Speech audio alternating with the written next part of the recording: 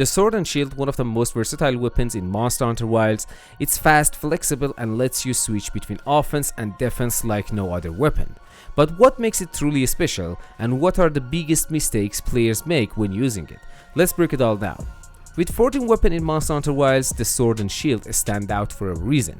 It gives you the best of both worlds. You can block attacks, dodge with ease, and dish out damage rapidly. And the best part, it's one of the few weapons that lets you use items without cheating. That means you can heal, sharpen, or buff yourself mid-fight without losing momentum. This weapon can be played in two main ways, defensively or aggressively. You have a solid guard allowing you to block incoming attacks, but you also have a dash/slash maneuver that makes dodging and repositioning easy. That means you can stay on the offensive while avoiding damage, a balance that makes the sword and shield incredibly fun to play. There are some common mistakes I see players make when they're playing sword and shield. The first one is relying too much on guarding. Yeah, the sword and shield has a guard, but that doesn't mean you should turtle up all the time. Instead of just holding block, use it strategically. Only guard when it benefits your build, like when using skills that boost attack after a successful block. Otherwise, focus on dodging and attacking to maintain pressure. The second one is ignoring elemental damage.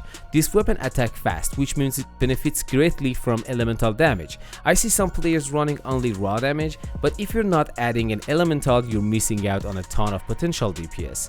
Blast in particular is an excellent choice since it procs frequently and helps stagger monsters.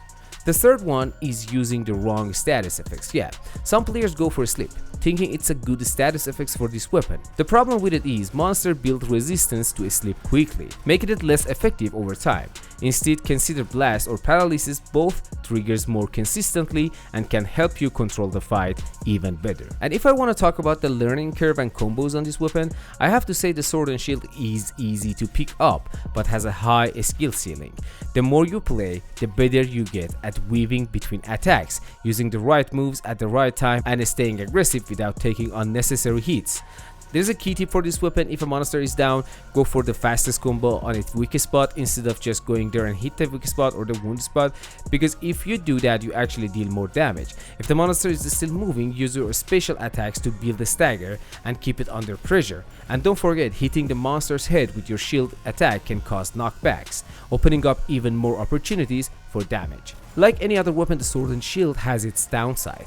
While the guard is useful, it's not as strong as a lance or gun lance, so blocking multiple heavy hits can leave you vulnerable. You also need to stay close to a monster all the time, which can be risky against certain attacks, like the one arc will burn the ground. Look at these. But the upsides are huge. You get speed, agility, and adaptability, all in one package. At the end of the day, the sword and shield is an incredible weapon that lets you play fast and smart. Whether you prefer an aggressive playstyle or a more balanced approach, these weapons has something for everyone. If you enjoyed this breakdown, don't forget to like, subscribe, and let me know in the comments what's your favorite way to use the sword and shield. See you in the next hunt.